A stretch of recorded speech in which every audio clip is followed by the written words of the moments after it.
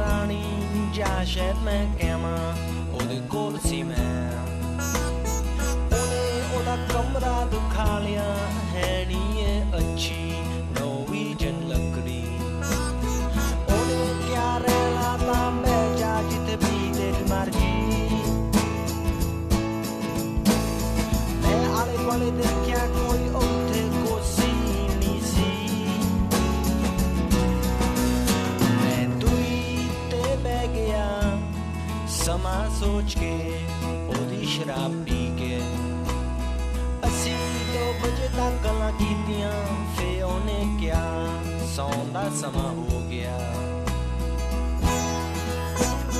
Ramón Lobo, buenos días. Muy buenos días, ¿qué tal? Se te están acabando las oportunidades de lucir una capa. Yo solo te digo eso, el invierno se acaba. Sí, bueno, tengo una amiga que el otro día, como comenté algo de la capa, me ha mandado fotos de 3 de su padre, una verde, una marrón y una negra. Y bueno, me lo estoy pensando también, es que no sé, es una tentación. Capa negra. Sí, no, es que son negras la mayoría. Pero, Vladimiro Lobo te vas a pasar. Sí, pero si con esta capa vas a Nueva York y bueno, y triunfas. Y te detienen. No, te detienen, triunfas. Oye, tú como biógrafo de Monedero, ¿crees que habrá sorpresa final, como dicen algunos? ¿O prefieres no pronunciarte? Yo solo hice una entrevista larga a Monedero, biógrafo lo que dice Inda, que soy, ¿no?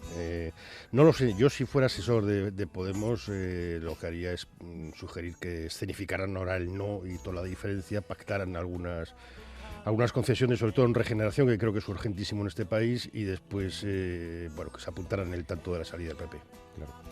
Hablamos un poco de las elecciones americanas. Fíjate esta madrugada lo que ha ocurrido, ¿eh? Hillary Clinton, hombre, tampoco es noticia que Hillary Clinton arrase en un estado con semejante porcentaje de población afroamericana. Sí, pero bueno, un 73,5-26% está bien, y sobre todo lo que sí le deja a Hillary muy bien situada ante el martes, ¿no? Que es el supermartes, el día 1, que bueno, ella ha sido capaz de retener el voto negro y el voto de las mujeres, que es su fuerte, y tiene que recuperar el voto de los hispanos. Después ya veremos qué pasa si Trump, como parece, se va a convertir en la gran sorpresa y en el candidato republicano.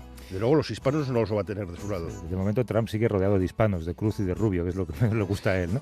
Y con otros hispanos como Vicente Fox, por cierto, llamándole o comparándole con Hitler, diciendo que él no va a pagar por ese, usando ahí la clásica palabra americana, fucking wall, ese maldito muro. Tú decías el otro día una cosa interesante, y es que el presidente de Estados Unidos tiene tan poco poder real que, bueno, incluso hasta con Trump podríamos sobrevivir, ¿no?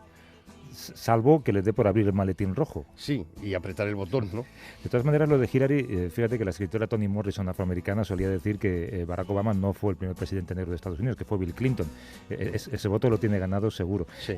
Con Trump va a pasar una cosa muy interesante esta semana, y es que le van a forzar a que ponga encima de la mesa su declaración de la renta. Sí. Rubio y Cruz ya lo han hecho.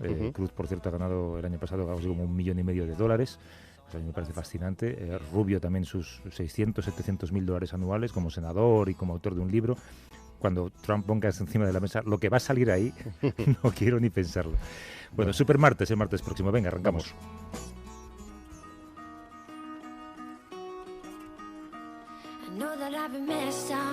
You never let me give up.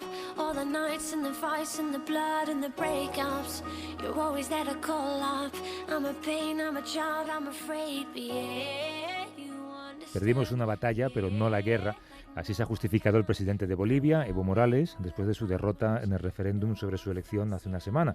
Aunque él no logró una victoria muy ajustada, 51,3 frente al 48,7, el mandatario no podrá postularse al cargo en 2019. Ramón, ¿las causas de ese debilitamiento político ha dejado de entusiasmar al electorado más de izquierdas? Sí, parece que no vive sus mejores momentos. Morales tampoco, digamos, vive grandes momentos, el movimiento bolivariano.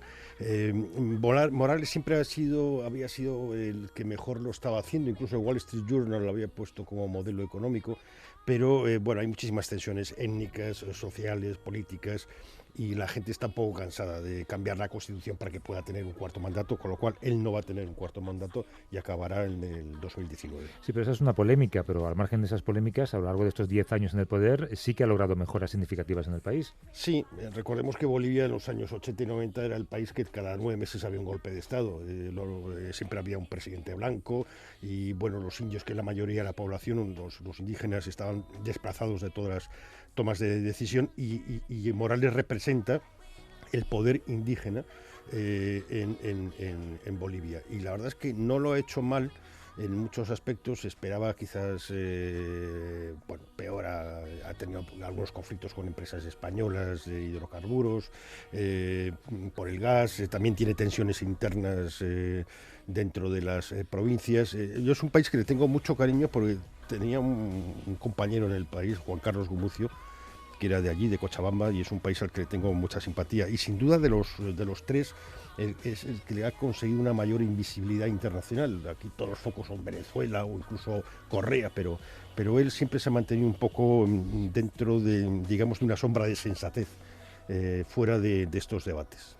Lo que es interesante analizar es el impacto regional de esa derrota. Con el fin de la era Morales, la ola progresista que reinó en América del Sur en la última década puede quedar herida de muerte. Se abre una nueva etapa para Latinoamérica. Se lo preguntamos a Carlos Cue, que es corresponsal de El País en Buenos Aires. ¿Cómo estás, Carlos? Buenos días. Hola, ¿qué tal? ¿Cómo estáis? Buenos días. La popularidad de Dilma Rousseff cae cada vez más. En Ecuador, Correa vive días de confrontación.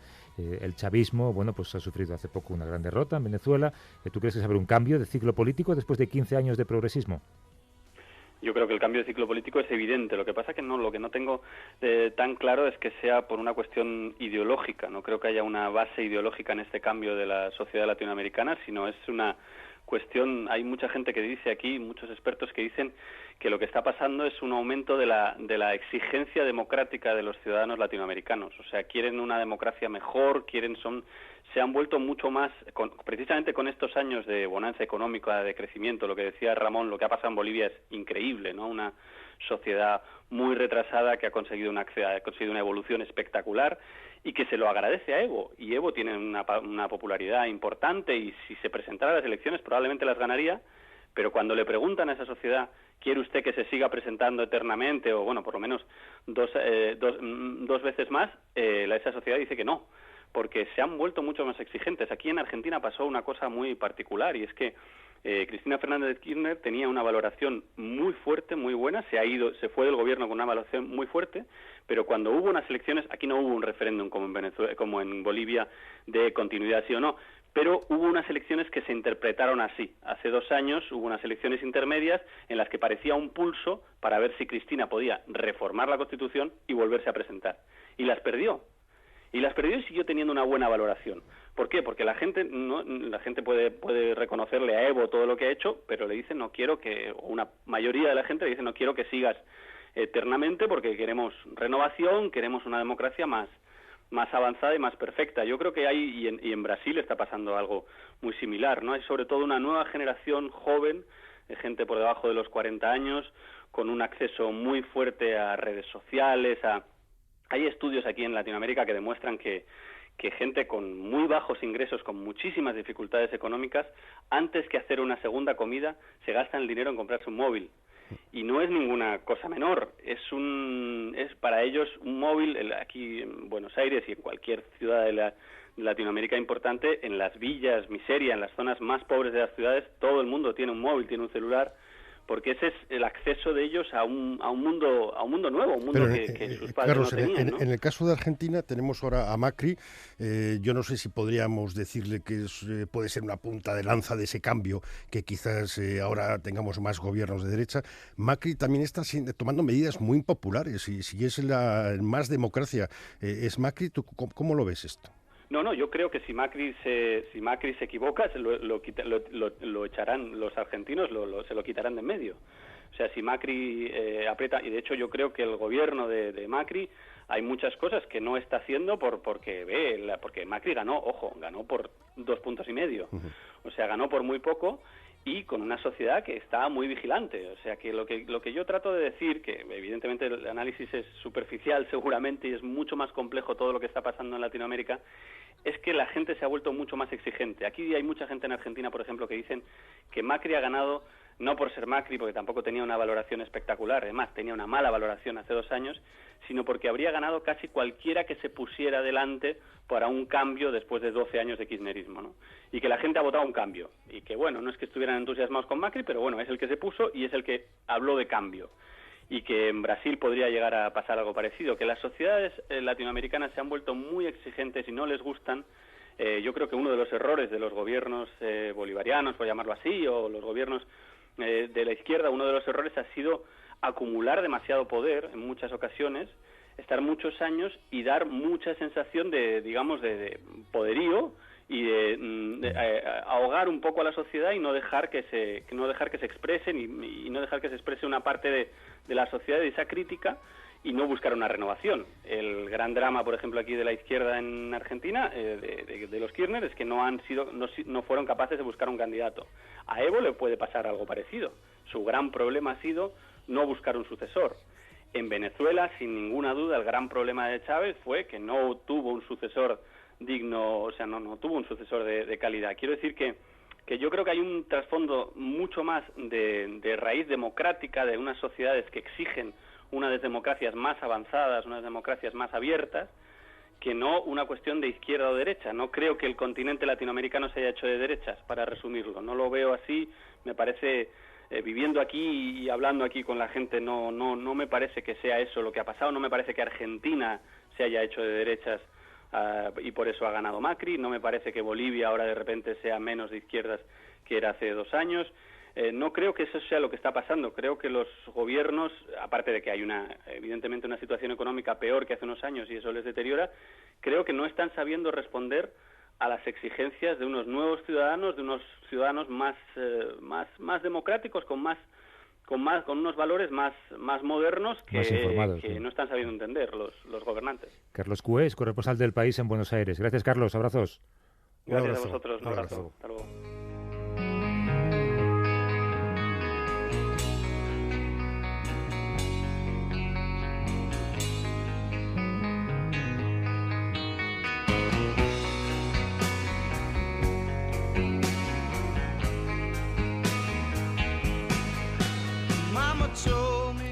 Estamos en un mundo que envejece. Según la ONU, la población se hace más vieja no solo en el primer mundo, sino en todo el planeta, en un proceso sin precedentes en la historia, dice un texto reciente. El ritmo es vertiginoso. Actualmente hay alrededor de 901 millones de personas de más de 60 años en todo el mundo. Es un 12% de la población. En 2030 esa cifra va a aumentar de los 900 a los 1.400 millones y en 2050 a 2.100 millones, más de un 20% de la población. Ramón, si llegáramos a esa edad, desde luego pensiones no cobraríamos. Yo ya soy afectado, porque yo estoy entre el 14% de más de 60. Hombre, sí, las pensiones es uno de los problemas, es que hay muchos elementos, por ejemplo la medicina, que está avanzando tanto y más que va a avanzar, porque se dice que el cuerpo humano podría aguantar hasta 150 o 160 años. Bueno, la medicina ahora va a poder predecir qué enfermedades vas a tener y tener curas de antes de que tengas la enfermedad, evitar que tengas la enfermedad. Igual que en los años del siglo XIX se vivía 40 años o 50 y ahora vivimos 80 y 90. Bueno, pues todo esto genera el problema de que cómo se organiza y cómo se reparte el trabajo y el dinero. Hay un top 10, ¿no?, de países envejecidos. Sí, hay un top 10 y nosotros estamos bastante bien colocados. La Unión Europea, sin duda, es una de las zonas del mundo que produce más envejecimiento, y esto quizás nos obligaría a reflexionar sobre el papel de los inmigrantes. De países que peor lo tienen, hay que Sí, decir. sí, sí, España sí. está en ese top 10. Sí. Entonces, la inmigración, que muchas veces se enarbola como un problema, no es una solución. No nacen personas, no nacen suficientes niños.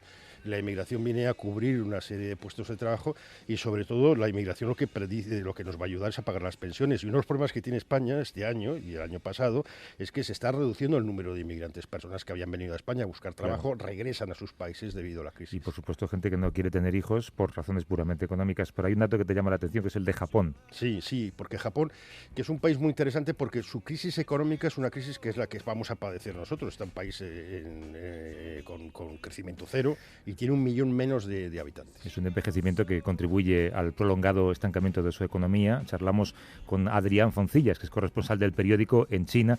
Nos atiende desde Pekín. ¿Cómo estás, Adrián? Buenos días. Hola, ¿qué tal? Buenos días. La población japonesa es la que más rápido envejece en el mundo, según este informe. ¿Las causas cuáles son? Pues son las elementales. Primero, que la tasa de natalidad es muy baja, es una de las más bajas del mundo, tiene 1,4 niños por mujer, y sobre todo la esperanza de vida, que es la más alta del mundo. Se sitúa ya en 86 años. Aquí en Japón hay 58.000 personas que tienen 100 años o más, y ya se venden más pañales para ancianos que para niños. La tercera parte del PIB japonés se tiene que destinar ya a sanidad y pensiones, lo cual os podéis imaginar que es un problema gravísimo. Hace 2 años el ministro de Economía, entonces era Taro Aso, debió perder la paciencia ya, porque pidió a los ancianos que se murieran cuanto antes. Sí, Les acusó de estar sangrando los recursos del Estado, y dijo que si él estuviera en su lugar que se sentiría bastante avergonzado. Os podéis imaginar que eso, en un país donde se venera la ancianidad, pues fue un escándalo mayúsculo. Japón también tiene un problema económico desde hace 20 años que no termina de despegar, y era una de las economías, la segunda economía del mundo, y muchos de los problemas que está teniendo la Unión Europea vosotros los lleváis teniendo muchos años. ¿Cómo es esto? Sí, es la tercera economía del mundo, y sí, es verdad, hace 2 décadas que la economía está gripada. El primer ministro Shinzo Abe, hace 4 años, cuando llegó al poder, llegó con sus milagrosas Abenomics, que en principio, pues no sé si recordáis, pero en aquellos tiempos Occidente las miraban como si fuera Santo Grial. Si funcionaban, pues estaban planteando el aplicarlas allá. Esa fórmula, que se basa en una política fiscal expansiva, en la relajación de la política monetaria y en las reformas estructurales, la verdad es que tuvieron un inicio espectacular. Ha subido la bolsa, las exportaciones, porque se devaluó el yen, se ha conseguido casi el pleno empleo, pero la verdad es que ha tenido efectos bastante más mitigados en cuestión de salarios, de inversión y de consumo interno. Adrián Foncillas es corresponsal de El Periódico en China. Adrián, un abrazo, gracias. Un abrazo, muchas gracias. Otro abrazo para vosotros. Hasta luego. When your legs don't work like they used to before, and I can't sweep you off of your feet, will your mouth still remember the taste of my love? Will your eyes still smile from your cheeks? Darling, Vaya dato ese de que se venden más pañales para adultos que para niños. Me pregunto, ¿en qué momento de tu vida entras en una farmacia, pides pañales y te preguntan si son para mayores o para pequeños, ¿no?